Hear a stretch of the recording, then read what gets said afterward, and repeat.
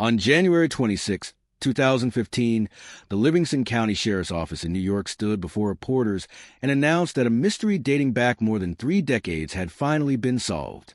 The young woman found shot along a rural road in Caledonia in 1979, long known only as Caledonia Jane Doe, had been identified as Tammy Alexander, Florida. For 35 years, Tammy's family had lived with uncertainty. Now, through DNA testing, there was confirmation. She had a name again. There would be a grave marked properly. There would be acknowledgement. There would be a measure of closure. That announcement represented the power of modern forensic science to correct the past. But across the United States, other cases followed a different arc, one in which a body had already been identified, buried, and mourned, only for later DNA testing to say otherwise.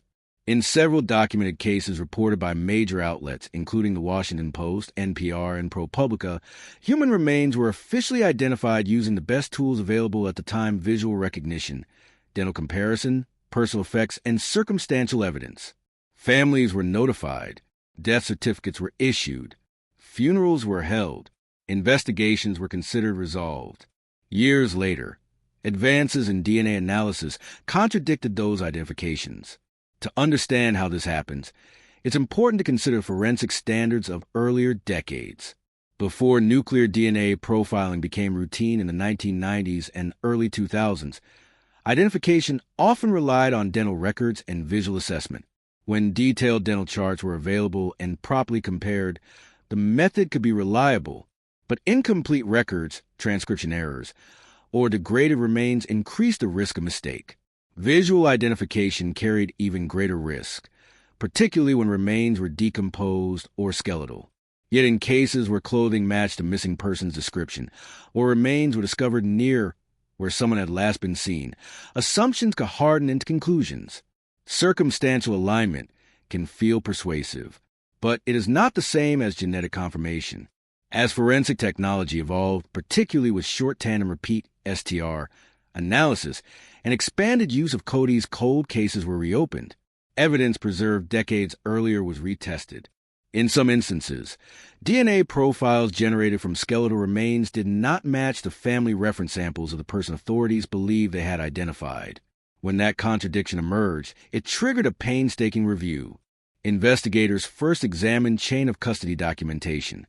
Were samples labeled correctly? Had evidence been transferred between agencies? Independent laboratories often repeated testing to rule out contamination or clerical error. Only after confirmation would authorities notify families. That notification meant reopening grief. Relatives who had buried a loved one learned that the remains in the grave did not belong to them. The missing person case they thought resolved was active again, and the unidentified remains had to be returned to Jane or John Doe status. The consequences extended beyond emotion. In some cases, misidentification had effectively closed an investigation. Once remains were believed to belong to a specific missing person, investigative resources shifted.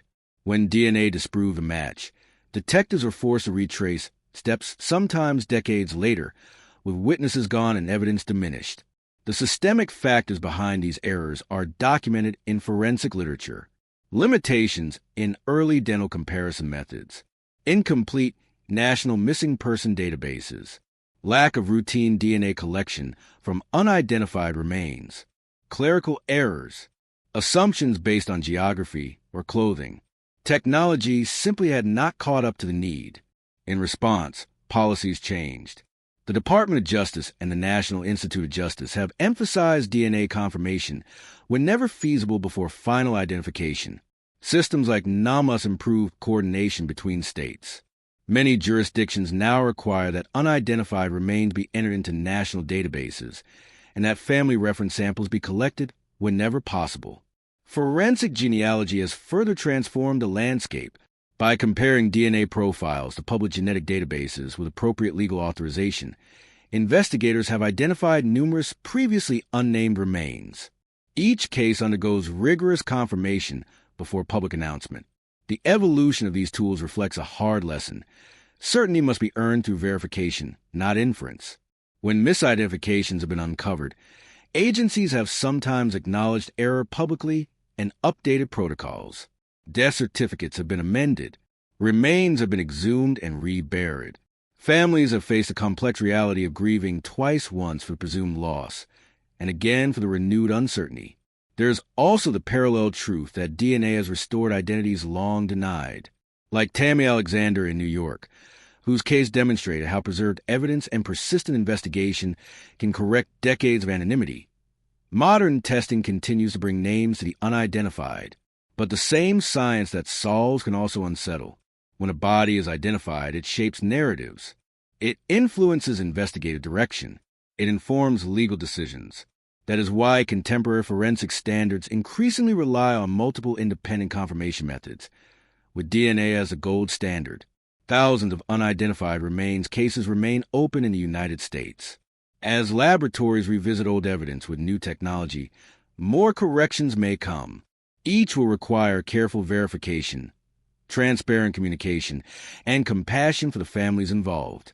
The story of the body was identified, but DNA said otherwise is not about a single error. It is about the evolution of forensic science and the humility it demands.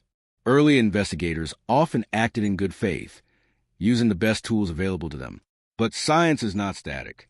Methods improve, databases expand, assumptions are tested, and sometimes the truth changes. In quiet laboratories, analysts compare genetic markers numbers and peaks that either align or do not.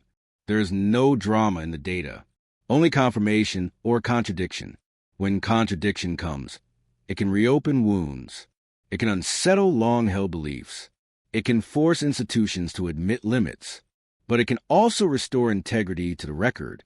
Behind every case file is a family waiting for clarity.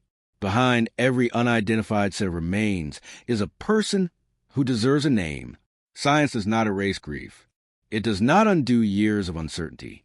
But when used carefully and transparently, it can refine the truth even if that means acknowledging that what was once declared certain was not.